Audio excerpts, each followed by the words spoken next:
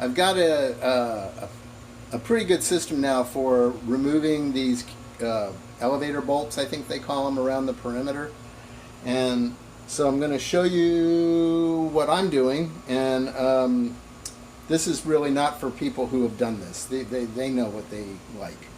But this is for anyone out there who sees this that hasn't done it and doesn't even know what these bolts look like in their walls. There's lots of us who have, and we're all willing to share what we know, and so I'm making these videos primarily for that reason, as awful as some of them are. So I'm gonna, let's see, try and pause this and reverse it so that I can set it up, and I'll show you what I'm doing. Okay, so here's a one that's not too rusty, that's pretty easy to see. I've got some other ones by it that are rusty. And over here, if you look, here's one that I've cut off. Oops, and here's another one that I've cut off. And so this is the tool that I'm using. And this is a corded one, and I have no idea what these things are called. I just call it like an oscillating tool, and you can buy different blades for it that scrape or cut or what have you. Anyway, it's awesome. I use it for a lot of stuff. And so I'm going to show you how I set it up inside, and then what I generally need to do outside to make it work, and we'll go from there. Okay.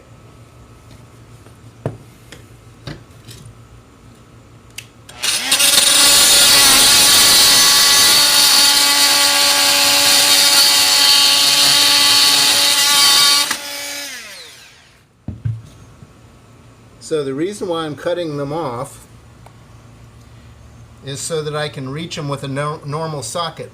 Even my deep well sockets are not long enough to fit over these all the way down to the nuts.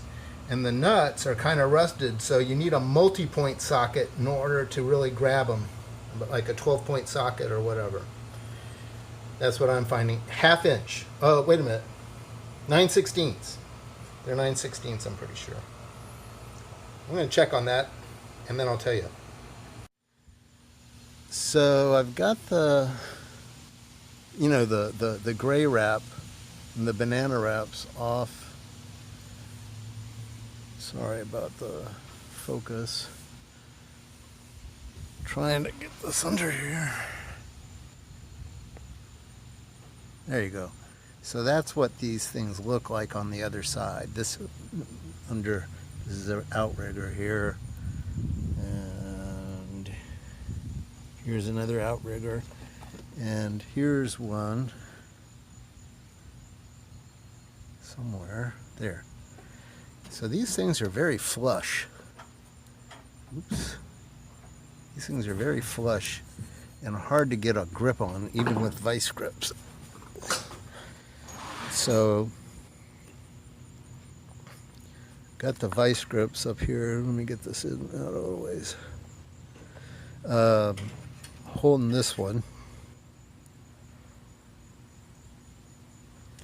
And I can almost do this one alone, but you're going to need 2 people for the most part, unless you come up with a better way. But holding these things is really not fun, and trying to get a grip on them. So what I've done on this one is I've had to dig out the plywood to be able to pinch it from the, not from the side, but from the bottom. So grabbing it like, like so. And it's really not, I can't even get a good grip on it like this. I did okay on some of the ones on the other side. But that's what has to be done on the outside in order to turn it with your socket on the inside. Now, I've heard some people just cutting them off, and I suppose I could just cut this off right here, but I'm trying not to damage this C-channel at all. So anyway, that is what I'm doing on the outside.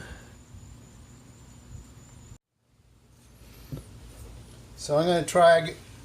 Sometimes it takes a 1/2 inch, sometimes it takes a 9/16. Looks like this one might work with a 9/16, so that's what I'm going to start with.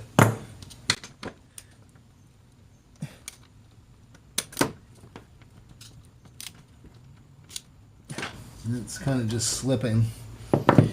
Let's go to this one. This is the 1/2 inch. I'm going to have to kind of pound it on there.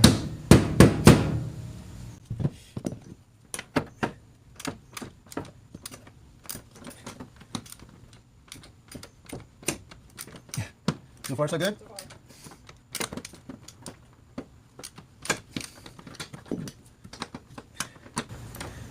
Nope, it's turning. Even though the grips are on. Well, they're not really on. So you have to stop. Okay. And turn it back. So the vice grip slipped off. Okay, we've got the vice grip back on there. Let's see what we can do.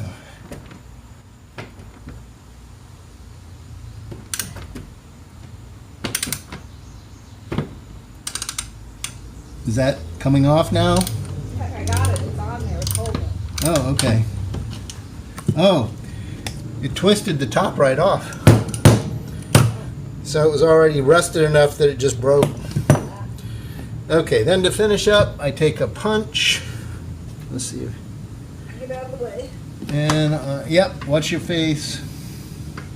You out of the way? Out of the way.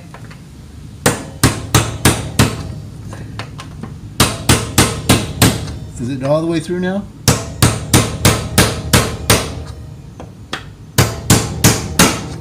It is now. Okay. And that is what it takes. And that was in some, there's some that are harder, some that are easier.